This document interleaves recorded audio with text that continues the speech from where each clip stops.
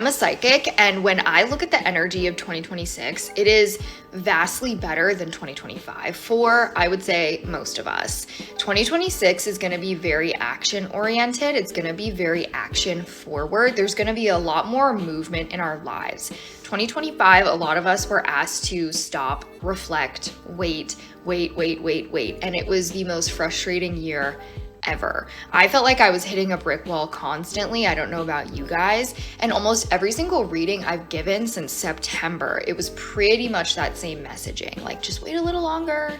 It's almost here. Just wait a little longer. Well, 2026, particularly for most of us, I would say like mid-winter 2026 is when things are really going to start to pick up. So I don't know if you needed to hear that, but I sure did. Cool.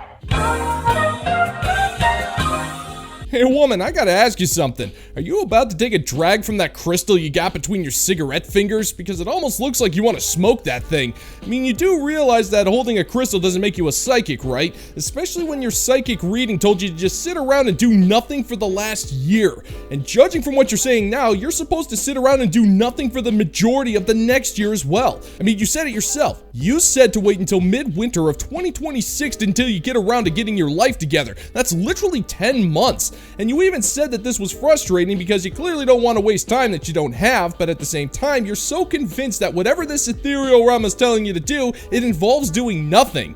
Which, to be fair, the more I think about it, that's probably a good thing. We've seen what happens when modern women actually get around to doing stuff, and it's some of the most disastrous stuff imaginable. You toppled businesses, destroyed human pair bonding for generations, not to mention ruining every single form of entertainment imaginable, all in the name of the universe. And if the universe is telling you to stop, then maybe you should listen. You're gonna do a lot less damage that way. That's funny because it's so true. I'm just out there accidentally pissing off men left and right all the time. Okay, here's one example. I was at this Christmas party over the weekend. So many people everywhere. Currently, at the time of the story, I was in a group of people that I was like acquaintances with but didn't know very well. I'm just like casually chatting. I look over and there's this man and this girl right next to him, and he goes like, and she goes like, and then I go in between them and I'm like, the f you doing? And everyone's like, whoa, whoa, whoa, whoa, whoa, and they start laughing. They're like, the whole group of them were laughing, and they were like, no, we were just testing something. And I was like, okay. And they're like, you're really about to just come at him? And I'm like, if he was really about to just hit a girl, like, yes, I was gonna come at him. Are you sure this is like a joke? Like what? Like what's happening? A smelly fish. And it's not a cod. Hold the phone for just a second there, Chatty Cathy. Do you really expect all of us to believe that you were about to throw down against a dude who you assumed was going to be violent towards another woman? Really? Yeah, nobody's buying this whole superhero boss babe garbage you're trying to peddle, sweetheart. There is no chance in HE double hockey sticks that you're gonna get into a physical altercation with this guy, or any man for that matter, because you're the type of woman who's gonna fall to the ground and start wailing like a baby at the slightest of shoves. Now, I wasn't there, so I can't be absolutely sure as to what happened, but that's never stopped me from taking a wild shot in the dark. Now, you're at a holiday party with people you barely know, so naturally there's most likely free alcohol involved, to which you will gladly partake because you have nothing better to do. You're surrounded by people you don't know, and you see what is clearly an inside joke and immediately started shrieking and causing drama by calling that guy a poopy butt face. And because you're drunk and belligerent, everybody's looking at you like you're a freak of nature because you're making a mountain out of a freaking molehill. Now, is this how it played out? Hell, I don't know, but it sounds more plausible than the crap you're trying to sell us, sweetheart. Anyway, so now all of a sudden I'm the psycho one. I'm the psycho one for intervening on like whatever situation was going on there. But I'm also like, I'm looking around, it's crowded. There's people everywhere. I don't even know them. And if I noticed, some other people had to have noticed, but I'm the only one like why does that keep happening? Because I'm also like, if you treat your girl better when I'm around because I'm around, kind of okay with that. You might hate me for it, but like kind of okay with that. Like if you do this and she's like, I'm like, bitch, please. How am I supposed to know? So you step in, right? Like that's a logical. That is the most illogical attitude. You know what? I got nothing. I have no freaking clue what you're talking about there, sister. It sounds to me like this was a tight-knit group of friends who casually invited you to a shindig, and this whole elbow thing was some kind of an inside joke that everyone was in on, and that's why they didn't step in. And even when you said something, they all tried to explain what was going on to you, but you were trying to convince everybody that this guy doing the elbow thing was some kind of a wife beater, which is not only in bad taste, it's also incredibly unfounded and disrespectful. And somehow, through all of this, you're trying to make the entire friend group look like the bad guys because nobody stood up for you. But woman, why in the hell should they? You were making a drunken ass out of yourself while they were having a good time. What did you think was gonna happen? And according to you, this is something that keeps happening, which means that you're not capable of minding your own business, but you're still desperately trying to prove that you're somehow a victim in an oppressive world when you clearly don't know the people you're hanging out with. So if this keeps happening to you, then what exactly does that say about you? Well, I'll tell you, it just shows that you're an average broad with zero social skills and a massive drinking problem. To alcohol, the cause of and solution to all of life's problems. People have commented this under my videos since the end of time. And what, you're trying to insult me? You're trying to tell me I look like a man? Okay, so what? Maybe I do look a little bit more masculine for a woman because I'm muscular. What does that mean for you? Are you intimidated by my muscles because I can beat you up? Probably. Okay, I got big thighs, whatever. I got little titties, so what? All that matters is I got something down there that spews fluid. And you're just wishing you could have it, that's all. That's why I praise the Lord for prostitutes.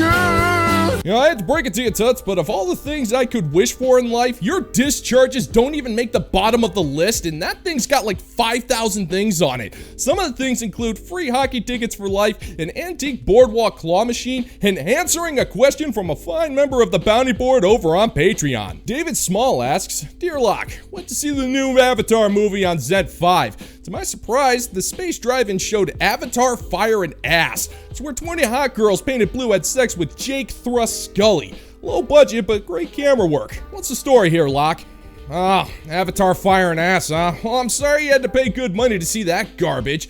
It's the latest garbage fest made by Kim Jameron, the czar of Sector Sigma bachelor parties. This guy was responsible for some of the highest grossing skin flick movie adaptations of all time. For 20 years, I mean, the guy couldn't miss. Aliens vs. Penetrator, Sperminator 2, not to mention Titanic, one of the only pork movies to not only take place on the deck of a destroyed sinking battlecruiser, but also made us all believe in the power of love and contraception. Seriously, this guy's movies are studied by film scholars, as well as intergalactic space head shrinkers, thanks to his movies being addictive to the point of altering brain chemistry. The guy didn't do just action sci-fi sex flicks either. He dove into marriage comedies as well. I still get a bunch of chuckles when I watch Boob Lies, which is the one where the secret agent housewife needs to hide her boob job from her boring husband in order to stop a terrorist plot to nuke a chain of erotic bookstores. It's pretty compelling stuff. But ever since Ass Vengers hit theaters and completely destroyed his box office reputation, Kim Jameron pretty much lost most of his credibility. He's convinced that his Avatar series is going to revitalize the skin flick genre, but at what cost exactly? In order to get the funding for this series, he had to denounce every single movie that made him the smut peddler he currently is. And even out here in Sector Sigma, you can't get a skin flick made without suckling at the teat of wokeism. It's kind of tragic, and it's also kind of ironic. His signature characters of Sarah Reamer and Ellen Ripley are pretty much the pinnacles of female character arcs, but they were thrown out the window for a 7-part movie series about blue people humping each other. I mean, I slept through the first 2 movies, almost out of obligation, and both of them were exactly the same, which is probably a good thing because nobody deserves to be subjected to such low-quality filth.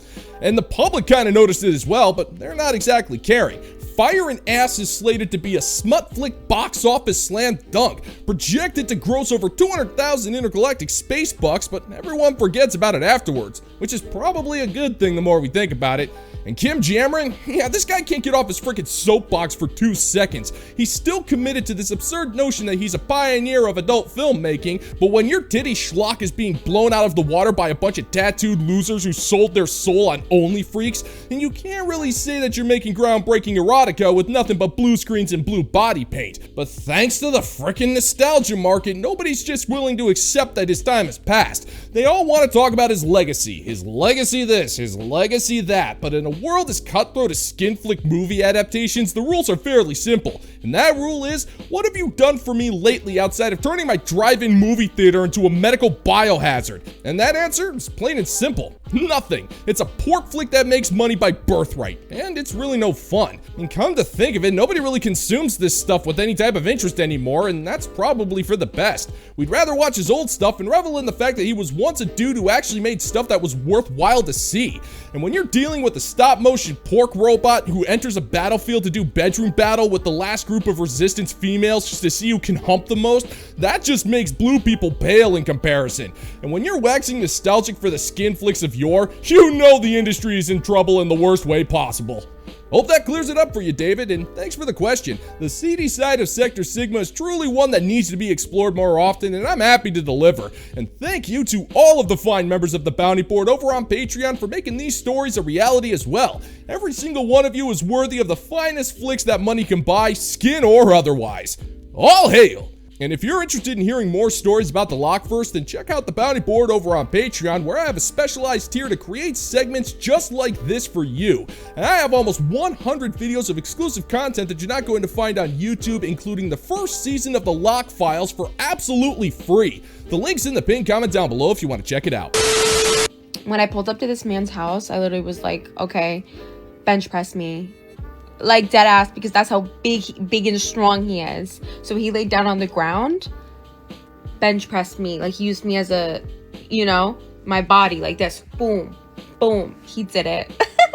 He did it. He's big and strong. I was like, okay, bench press me then. He did it. I was like, oh my god. Oh my god. This is not on my bingo card right now. It's not what I'm looking for. Made me like him so much more. He was like, yeah, I could bench press you. Boom! Lift to me. I was like, oh my god. I need to lock in. I need to lock in. I need to lock in. I just love a big and strong man. Can you blame me? Can you blame me? Whoa.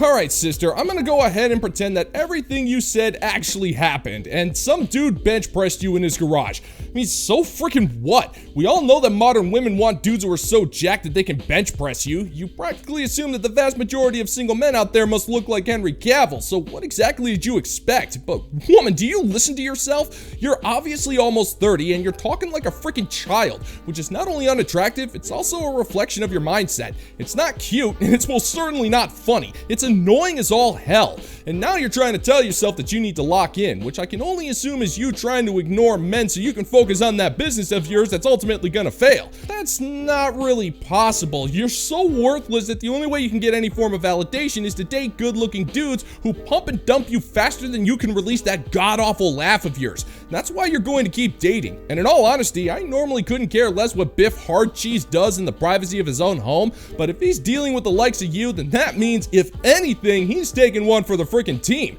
So for that, I gotta thank Crud Bone Meal, because our lives are a lot less hell because of it.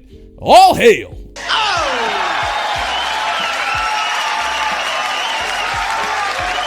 And that's gonna do it for today's video, gentlemen and gents. And as always, if you find that my particular brand of comedy is bringing you to the brink of laughter, then why don't you scroll on down and click that like and subscribe button, ring the notification bell, leave a couple of comments, and be sure to share this video so we can give the good old-fashioned middle finger to the YouTube algorithm. Thank you once again for checking out the new video, gentlemen and gents, and until next time, peace out, homies.